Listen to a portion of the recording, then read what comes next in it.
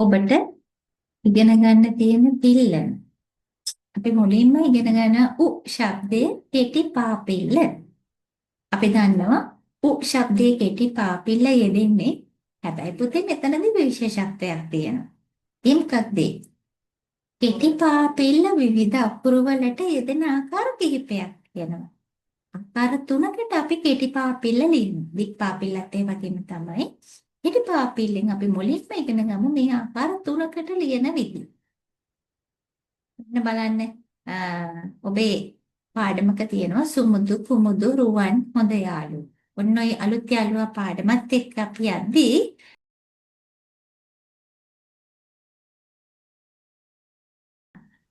බලමු පුතේ මුලින්ම පාපිලි වර්ග තුනක් තියෙනවා කියලා මම කියවනේ. මේ තුنين අපි අකුරු වලට යෙදෙන විදිය අනුව කෙටි පොන් පාපිල්ල.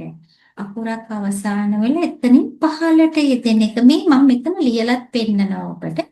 කෙටි පොන් පාපිල්ල කොහොමද අපිට ලියන්න පුළුවන්?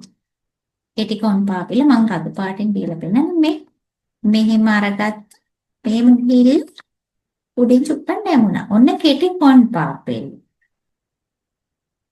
ඊළඟට කෙටි වක් පාපිල්ල. වක් පාපිල්ල මෙහෙම පුංචියට යෙදෙන්නේ. හැබැයි පුතේ මේක අකුරු තුනකට විතරයි අපි දාන්නේ. මොකක්ද අකුර? ග, ත, ක. ඔන්න මම උදාහරණයක් හැටියට මෙතන ලියලා දීලා තියෙනවා.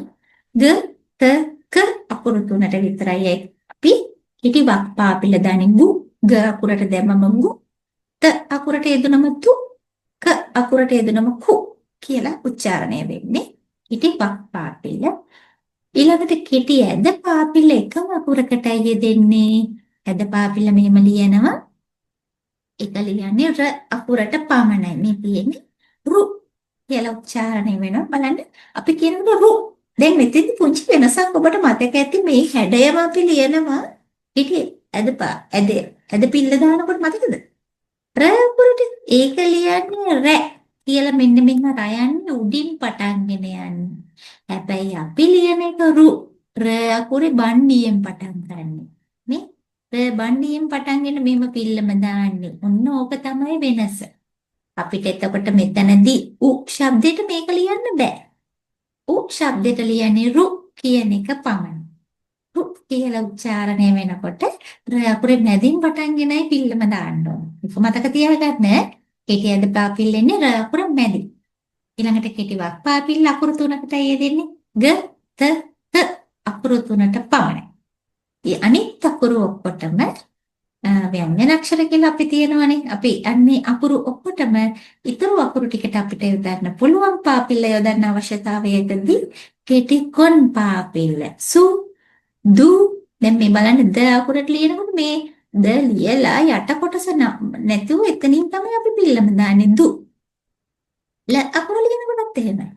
මේ ල ලියලා අවසන් වෙලා එතනින් පහළට තමයි අපි පිල්ලම යන්නේ. කෙටි කොන් පාපිල්ල. ම, මු, බ, බු.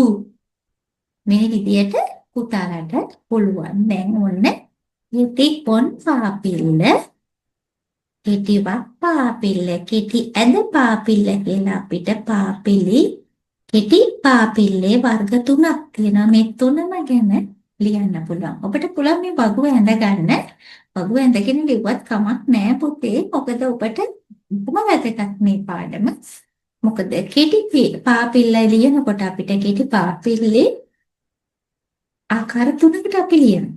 ඒ ලියන ආකාර තුනම අපි ඉගෙන ගන්නට ඕන. ඊළඟට මොන කෙටි කොන් පාපිලේ යෙදුන වචන ටිකක් මම දීලා තියෙනවා.